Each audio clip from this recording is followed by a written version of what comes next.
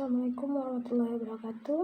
Nama saya Wulan Fitriani, prodi studi agama semester 1. Di sini saya akan menjelaskan tentang apa itu mustalah hadis. Mustalah hadis adalah ilmu yang menjadi alat untuk mengetahui kondisi seorang periwayat dan hadis yang diriwayatkan dari sisi diterima atau ditolak. Pengertian Mahmud Tahan dalam karyanya Taisir Mustalahil Hadis mendefinisikannya sebagai berikut, yang artinya yaitu ilmu yang mengkaji tentang kaidah-kaidah terkait sanad atau silsilah dan matan atau redaksi sebuah hadis untuk menentukan apakah dia valid atau tidak. Kemudian istilah-istilah dalam ilmu hadis. Yang pertama yaitu sunnah. Menurut bahasa adalah perjalanan hidup yang baik dan perjalanan jelek adalah setiap apa yang datang dari Nabi SAW berupa perkataan, perbuatan, dan persetujuannya. Yang kedua, atsar adalah suatu riwayat berupa perkataan dan perbuatan dari sahabat atau tabi'in. Yang ketiga, sanad adalah perjalanan hadis dari muhaddis sampai kepada Nabi SAW. Yang keempat, matan adalah isi atau materi atau redaksi atau susunan kalimat dalam sebuah hadis.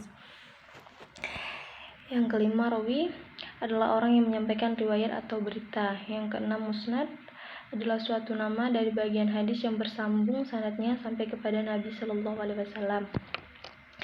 Yang ketujuh, musnid adalah orang yang menyampaikan hadis berikut sanad-sanadnya sampai kepada Nabi SAW. Yang kedelapan, sunan adalah kitab hadis yang diatur menurut bab-bab fikih seperti fikih muamalah, jinayah, munakahat, dan sebagainya. Sahabat adalah orang yang bertemu dengan Nabi SAW, beriman serta mati dalam keadaan muslim. Yang ke-10, tabi'in adalah orang yang sejaman dengan sahabat, bertemu dengan dan belajar hadis, kemudian mati dalam keadaan muslim. Yang ke-11, tabi'in adalah orang yang sejaman dengan tabi'in, bertemu dengan tabi'in dan belajar hadis, kemudian mati dalam keadaan muslim. Mukhadromun adalah orang yang pernah mengalami hidup di dua zaman, yaitu zaman jahiliyah dan Islam. Akan tetapi ia tidak pernah bertemu dengan Nabi SAW. Mukharij adalah ahli hadis yang meriwayatkan hadis yang kemudian dikumpulkan dalam kitabnya. Yang ke-14, mudawwin. Hadis ditinjau dari jumlah rawi yang meriwayatkannya. Yang pertama, hadis mutawatir. Hadis mutawatir adalah suatu hadis yang mempunyai beberapa turuk dan sanad yang banyak dan tidak ada batasan tertentu. Syarat hadis mutawatir itu ada 4. Di antaranya, yang pertama, hadis mutawatir itu hendaknya diriwayatkan oleh jumlah rawi yang banyak dan tanpa ada batasan. Yang kedua, jumlah rawi yang banyak tersebut harus ada pada tobaqoh sanad atau sahabat, tabi'in, tabi'ut tabi'in, atba'ut tabi'in. Yang ketiga, jumlah rawi yang banyak tersebut sudah jelas tidak mungkin mereka punya kebiasaan dalam pergaulannya sehari-hari itu berdusta. Yang keempat, hendaknya hadis tersebut itu sampai dengan bertemu dengan bertatap muka langsung, tidak melalui surat atau tulisan lainnya. Yang selanjutnya, hadis ahad adalah suatu hadis yang mempunyai turuk dan sanad dengan batasan lebih dari 2 atau 1 saja. Kemudian saya akan menjelaskan tentang sejarah hadis. Sejarah hadis pada Rasul, sahabat, tabi'in, dan masa pengumpulan dan kodifikasi hadis dan pentasihan dan penyusunan kaidah-kaidahnya. Pertama, hadis pada masa prakodifikasi. Periode pertama, perkembangan hadis pada masa Rasulullah SAW. Periode ini disebut Ashr al-Wahyi wa at-Tahwin, masa turunnya wahyu dan pembentukan masyarakat Islam. Pada periode inilah hadis lahir berupa sabda atau aqwal, af'al, dan takrir Nabi yang berfungsi menerangkan Al-Quran untuk menegakkan syariat Islam dan membentuk masyarakat Islam. Hadis pada masa ini pada umumnya hanya diingat dan dihafal oleh mereka, tidak ditulis seperti Al-Quran ketika disampaikan Nabi, karena situasi dan kondisi yang tidak memungkinkan. Yang kedua, periode kedua, perkembangan hadis pada masa Khulafaur Rasyidin. Periode ini disebut at-tatsabut wa al-iqlal min al-riwayah, masa membatasi dan menyedikitkan riwayat. Nabi SAW wafat pada tahun 11 Hijriah. Pada umatnya, beliau meninggalkan dua pegangan sebagai dasar bagi pedoman hidup, yaitu Al-Quran dan hadis atau as-sunnah yang harus dipegangi dalam seluruh aspek kehidupan umat. Pada masa Khalifah Abu Bakar dan Umar, periwayatan hadis tersebar secara terbatas. Penulisan hadis pun masih terbatas dan belum dilakukan secara resmi. Bahkan pada masa itu, Umar melarang para sahabat untuk memperbanyak meriwayatkan hadis dan sebaliknya. Umar menekankan agar para sahabat mengerahkan perhatiannya untuk menyebarluaskan Al-Quran. Kemudian periode ketiga, perkembangan pada masa sahabat kecil dan tabi'in. Periode ini disebut intisyar al-riwayah ila al-amsyar, masa berkembang dan meluasnya periwayatan hadis. Pada masa ini, daerah Islam sudah meluas, yakni ke negeri Syam, Irak, Mesir, Samarkand, bahkan pada tahun 93 Hijriah meluas sampai ke Spanyol.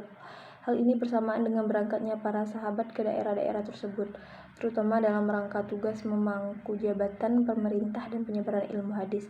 Para sahabat kecil dan tabi'in yang ingin mengetahui hadis-hadis Nabi Muhammad SAW diharuskan berangkat ke seluruh pelosok wilayah Daulah Islamiyah untuk menanyakan hadis kepada sahabat-sahabat besar yang sudah tersebar di wilayah tersebut.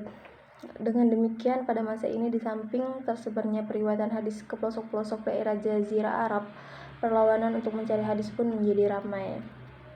Karena meningkatnya periwayatan hadis, muncullah bendaharawan dan lembaga-lembaga atau sentrum perkembangan hadis di berbagai daerah di seluruh negeri. Kemudian hadis pada masa pasca kodifikasi dan perkembangannya, itu pada periode keempat, masa pengumpulan dan pembukuan hadis. Periode ini disebut al-kitabah wa al-tadwin, masa penulis dan pembukuan. Maksudnya penulisan dan pembukuan secara resmi, yakni yang diselenggarakan atas inisiatif pemerintah. Adapun kalau secara perseorangan, sebelum abad kedua Hijriah, hadis sudah banyak ditulis baik pada masa tabi'in, sahabat kecil, sahabat besar, bahkan pada masa Nabi. Masa pembukuan secara resmi dimulai pada awal abad kedua Hijriah, yakni pada masa pemerintahan Khalifah Umar bin Ibnu Abdul Aziz. Sebagai khalifah, Umar bin Abdul Aziz sadar bahwa para perawi yang menghimpun hadis dalam hafalannya semakin banyak yang meninggal. Beliau khawatir apabila tidak membukukan dan mengumpulkan dalam buku-buku hadis dari para perawinya, ada kemungkinan hadis-hadis tersebut akan lenyap dari permukaan bumi bersama dengan kepergian para penghafalnya ke alam barzah. Periode kelima yaitu masa pentasihan dan penyusunan kaidah-kaidahnya. Abad ketiga Hijriah merupakan puncak usaha pembukuan hadis. Sesudah kitab Ibnu Juraij, kitab Muwatta al-Malik tersebar dalam masyarakat dan disambut dengan gembira, kemauan menghafal hadis, mengumpul dan membukukannya semakin meningkat dan mulailah ahli-ahli ilmu berpindah dari suatu tempat ke tempat lain, dari sebuah negeri ke negeri lain untuk mencari hadis. Pada awalnya ulama hanya mengumpulkan hadis-hadis yang terdapat di kotanya masing-masing. Hanya sebagian kecil di antara mereka yang pergi ke kota lain untuk kepentingan pengumpulan hadis. Keadaan ini diubah oleh Al-Bukhari. Beliaulah yang mula meluaskan daerah-daerah yang dikunjungi untuk mencari hadis. Beliau pergi ke Maru, Naisabur, Rai, Baghdad, Basrah, Kufah, Mekah, Madinah, Mesir, Damsyik, Kusariyah, Aksalani, dan Hims. Cabang-cabang berikutnya itu cabang-cabang ilmu hadis. Dalam perkembangannya, ilmu hadis terbagi menjadi beberapa cabang, yaitu ilmu rijal al-hadis, ilmu yang membahas para perawi hadis baik dari sahabat, dari tabi'in maupun dari angkatan-angkatan sesudahnya. Yang kedua, ilmu jarh wa at-ta'dil, ilmu yang menerangkan tentang hal cacat-cacat yang dihadapkan para perawi, tentang pentakdilan, memandang adil para perawi dengan memakai kata-kata yang khusus, dan tentang martabat-martabat kata-kata itu. Kemudian ilmu fan al-mubamat, ilmu untuk mengetahui nama orang-orang yang tidak disebut di dalam matan atau di dalam sanad. Kemudian ilmu tasyif wa at-tahrif, ilmu yang menerangkan hadis-hadis yang sudah diubah titiknya, yang dinamai musyahaf, dan bentuknya yang dinamai muharraf. Yang selanjutnya ilmu ilal al-hadis, ilmu yang menerangkan sebab-sebab yang tersembunyi, tidak nyata, yang dapat merusak hadis. Kemudian ilmu gharib al-hadis, ilmu yang menerangkan makna kalimat-kalimat yang terdapat dalam matan hadis yang sukar diketahui maknanya dan yang kurang terpakai oleh umum. Kemudian ilmu nasih wa al-mansyu, ilmu yang menerangkan hadis-hadis yang sudah dimansuhkan dan yang menasihkannya.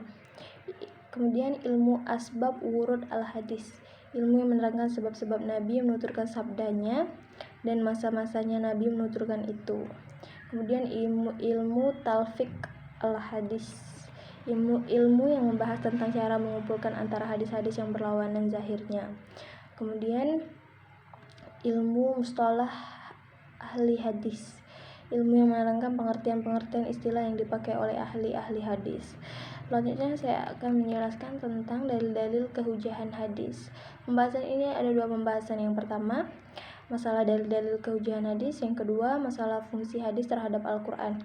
Dalil-dalil dalam Islam sangat penting sebab hadis merupakan sumber ajaran Islam.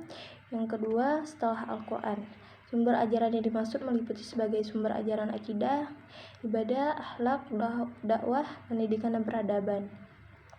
Bagaimana mengidolakan dan meneladani Rasulullah SAW dalam hidup dan kehidupan ini berdasar pada pengetahuan hadis Nabi SAW. Dan seluruh umat Islam telah sepakat bahwa hadis merupakan salah satu sumber ajaran Islam menepati kedudukan setelah Al-Quran. Dalil kehujahan hadis yang dimaksud dengan dalil kehujahan hadis atau sunnah adalah keberadaan hadis sebagai dasar ajaran atau dasar hukum dalam Islam. Sunnah adalah sumber hukum Islam atau pedoman hidup kaum muslimin.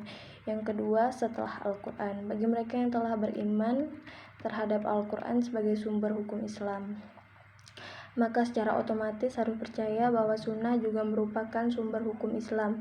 Bagi mereka yang menolak kebenaran sunnah sebagai sumber hukum Islam, bukan saja memperoleh dosa, tetapi juga murtad hukumnya. Fungsi tafsir hadis terhadap Al-Quran. Al-Quran dan hadis sebagai pedoman hidup, sumber hukum dan ajaran dalam Islam. Antara satu dengan yang lainnya tidak dapat dipisahkan. Keduanya merupakan satu kesatuan. Al-Quran sebagai sumber pertama dan utama banyak memuat ajaran-ajaran yang bersifat umum dan global. Dalam hubungannya dengan Al-Quran, hadis berfungsi sebagai penafsir, pensyarat, dan penjelas dari ayat-ayat Al-Quran. Kemudian saya akan menjelaskan tentang hadis dilihat dari sumbernya. Yang pertama, hadis qudsi. Pengertian hadis qudsi. Secara etimologi, kata al-qudsi adalah nisbah atau sesuatu yang dihubungkan kepada al-qudsi yang berarti suci. Dengan demikian, hadis qudsi berarti hadis yang dihubungkan kepada zat yang qudsi, yaitu dihubungkan kepada yang maha suci adalah Allah Subhanahu wa taala. Lalu disusuli dengan pengertian menurut istilah adalah hadis yang diriwayatkan kepada kita dari Nabi SAW yang disandarkan oleh beliau kepada Allah Subhanahu wa taala. Dengan arti lain, bahwa sesuatu yang dikabarkan oleh Allah Subhanahu wa taala kepada Rasulullah SAW melalui ilham atau mimpi, kemudian baginda menyampaikan dengan menggunakan perkataan baginda sendiri kepada manusia. Yang kedua, hadis marfu. Pengertian hadis marfu. Hadis marfu secara etimologi berarti yang diangkat, yang dimajukan, yang diambil, yang dirangkai, dan yang disampaikan. Hadis marfu adalah berita yang disandarkan kepada Nabi baik berupa perkataan, perbuatan, sifat, dan persetujuan sekalipun. Sanadnya tidak bersambung atau terputus seperti hadis mursal, mutasil, dan munqati. Definisi ini mengecualikan berita yang tidak disandarkan kepada Nabi, misalnya yang disandarkan kepada para sahabat yang nantinya disebut hadis mauquf, atau disandarkan pada tabi'in yang disebut dengan hadis maqtu. Dengan demikian dapat diambil ketetapan bahwa tiap-tiap hadis marfu tidak selamanya bernilai sahih atau hasan, tetapi setiap hadis sahih atau hasan tentu marfu atau dihukumkan marfu. Kemudian hadis mauquf. Yang dimaksud dengan hadis mauquf adalah perkataan atau perbuatan yang disandarkan pada sahabat, baik sanadnya bersambung ataupun terputus. Kemudian pengertian tahammul wa al-ada. Tahammul adalah menerima dan mendengar suatu periwayatan hadis dari seorang guru dengan menggunakan beberapa metode penerimaan hadis. Muhammad Ajad Al-Khatib memberikan definisi dengan kegiatan menerima dan mendengar hadis. Jadi tahammul adalah proses menerima periwayatan sebuah hadis dari seorang guru dan dengan metode-metode tertentu. Al-ada adalah kegiatan meriwayatkan dan menyampaikan hadis. Menurut Nuruddin adalah menyampaikan atau meriwayatkan hadis kepada orang lain. Jadi al-ada adalah proses menyampaikan dan meriwayatkan hadis. Kemudian syarat penerima hadis dan penyampaiannya.